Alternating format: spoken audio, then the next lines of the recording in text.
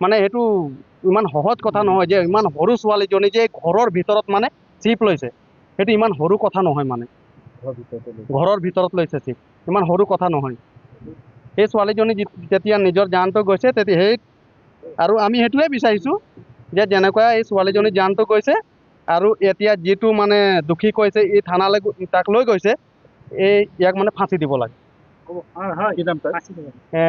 আমি জনামতে ৰাধেশ্যাম বাউৰী, তাক ফাঁচি দিব লাগে। 65 মান হ'ব।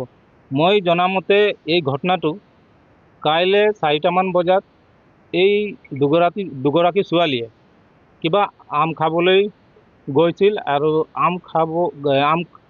আম গৈছিলে।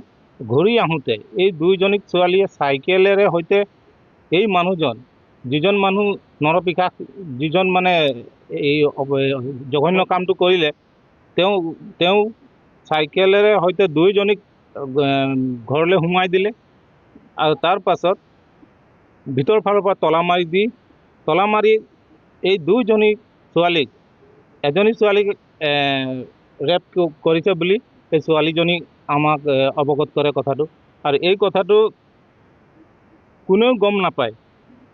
দেউতাকে গম পাইছিল যদিও এই ছোৱালীজনীৰ আজি বিচাৰ কৰা কথা, মানে কালি হৈ যোৱা ঘটনাটো আজি বিচাৰ কৰা কথা। এইবোৰ খা খবৰ লওঁতেই ছোৱালীয়েও গম পালে, ছোৱালীয়েও লাজ পালে চাগে।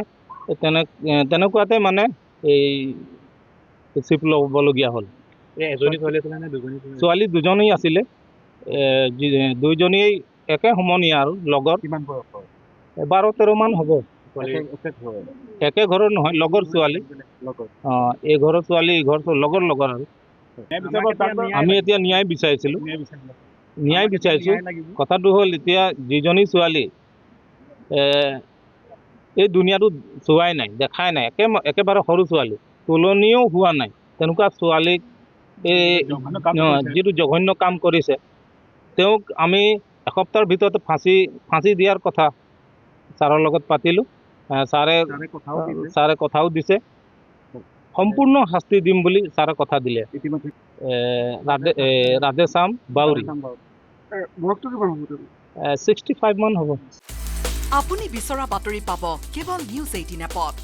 নিউজ 18 এপ ডাউনলোড কৰিবলৈ স্কেন কৰক এই QR কোড। গুগল প্লে ষ্টৰতো পাব এই নিউজ 18 এপ।